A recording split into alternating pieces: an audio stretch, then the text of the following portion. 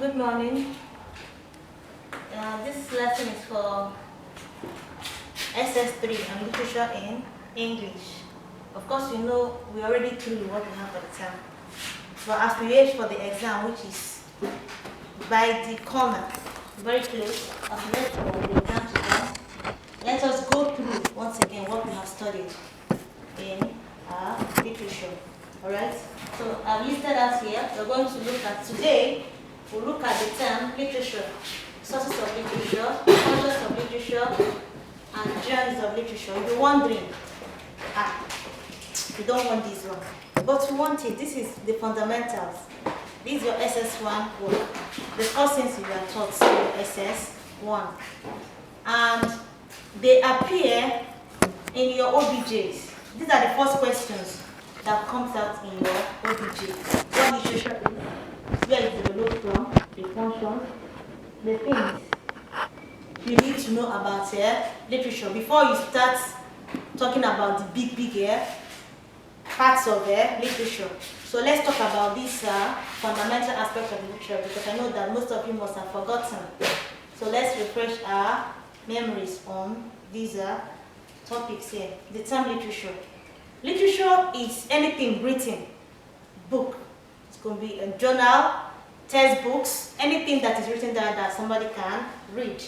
But let us narrow it down to literature as a subject. Literature is just the reflection of life and human experience. Reflection of life and human experience. So it means the creative work of art, your imagination, which you put into creativity, so that people will see what you have here.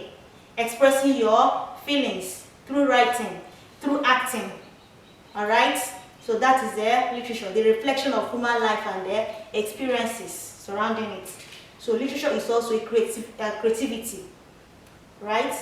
So let's move over to sources of literature. Where do writers get inspirations for literary works? Where? How? You see the sources in forms of folklore, folk dance, festivals, rituals, myths, legends, customs, and their traditions. I believe all this is your notes. We are just running through. So let's take folklore. Folklore. These are just traditional stories that take their root from our culture. People can gain inspiration from, they can write stories from our traditional stories. Then folk dance, also traditional dance. How do people perform the dance, the styles, who teaches them, the people involved, the class of people that are involved in the dance. Somebody can gain experience to write a poem, to write stories, or to write drama from this folk dance. Remember, we're talking about sources of literature. Then festivals. This is kind of a feast celebrated yearly or quarterly. For instance, you have a Arigungu festival, Ibamongo festival, Iriji festival. Somebody can come there, capture the events, and decide to write a literary work based on the events. Then we have rituals. I said folk dance. Then I mentioned the festivals. Then rituals.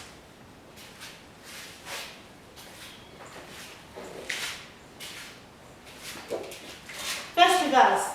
This is kind of religious ceremony which is performed to kind of appease a particular god or appease a particular deity. So the processes involved can give somebody inspiration in writing their literature. Then we have myths. Myths. This is kind of an ancient story, especially one invented, probably not a true story, invented in order to explain natural or historical events, imaginary stories. Alright? They also have legends. Legends. This one is an old popular story. The origin we do not know, but it also tells tales on adventures, bravery, magical events that take their place. Alright? maybe you see supernatural displays. You don't even know the origin, but the story is there. This person did a brave something, you know. So people can decide to write a story, a particular, based on that. There is one, Odyssey. That's Western movie. You see, it's a very beautiful story. So you don't even know the origin, but there is a tale like that, something supernatural happened. So you can decide to act drama based on that, and write poetry based on that. They also have customs and tradition. Alright, these are people's way of life, their behavior, the ones that have been handed down from generation to generation. Right? So somebody can decide to write a story based on people's tradition. Alright, so these are the sources from where we get our literary works. Alright, so you can see OBJ questions from this. They ask you folklore entails dash. You know it's something traditional. What about festivals? You can see little questions of this. So in our subsequent lessons, we'll start treating the past question papers. You see some of these things starting from the beginning. Something like a reflection of life is considered as dash. Chemistry, physics. Of course, the answer is literature. So that's why you have to focus your attention in studying this to help you answer your objective question. So we move on. Functions of literature. Basically, it serves three main purposes: educative function, informative function, and entertaining function. There are other functions, but all the other functions comes from these three functions. Alright? Educative, informative, and entertaining. If you see the other ones in the options, you will know. Of course, it creates our awareness on a particular society. It has giving us information. It has educated. Alright? Literature helps in correcting wrong impression about a particular thing. That is educative or informative. So these are the functions of literature. Then the last I have here is genres of literature. What is this genre? Genre simply means the branches, the categories, alright, the forms. We have literature. Literature has children. I get me. It has children. So let's talk about this genre. It has three branches, or we call them categories. You have prose, you have drama, and you have poetry. So you see, we are coming home. Alright, because most of you will say, let's talk about Othello. Where did this come from? Do you know what it means? All of them come from here. So genres, we have the prose, we have the drama, we have the poetry. Alright? And it's important that you know which one is which. What a particular one entails. Alright, to differentiate each one. Prose is just a continuous writing. It's cumbersome. It is written in chapters and paragraphs. Typical example is your novel. You get it? Prose. Prose example is your novel. Novels. No, novels are written in chapters. Pages, page 1, chapters, then paragraphs. Alright? Then drama is a play.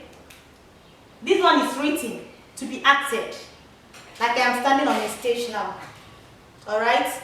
It is written to show actions. People must demonstrate it. People must act it out. So you see characters. Are you getting me? Characters that are supposed to do the action. The dialogue. How do you do? We are going to, okay, bye bye, I see you. Dialogue is taking place. But this one is so continuous writing. Just read on your own. Read. Chapter 1 after chapter 1, chapter 2. But this one has a character. That makes you see Obi. This is what Obi said. Then you see Emeka. This is what Emeka said. But it's not like that in prose. Your prose is there continuous writing. But this one you see, Obi will say his own. Emeka will say his own. Just like that. Alright? In drama you have acts and scenes. Act 1, scene 1. scene 2, act 2, just like that. Then poetry is just a poem. When somebody brings out his feelings to write on a particular topic, somebody might decide to write about wind. You know, you have something inside, you want to share it to the public, you want to communicate. So bringing out that deep feeling you have into poetry. In poetry, you write in lines, in stanzas and verses. Stanza 1 instead of chapter 1. No, stanzas now, lines. All right, no paragraphs, but you write your poetry in lines, stanzas and verses. All right. So these are the 3 branches of literature. So as time goes on, in our subsequent class, we'll pick them one after the other and talk about them. Talk about the prose, the characteristics, talk about grammar, the characteristics, the poetry, the characteristics, and different types. Gradually, we'll be getting there, and we'll start talking about these particular texts until we get to a particular novel. We'll talk about them. Until we talk about a particular drama, we'll discuss them. Now we'll talk about the series of poetries. We'll talk about them. So digest this for now and keep on reading. Until next time. Thank you.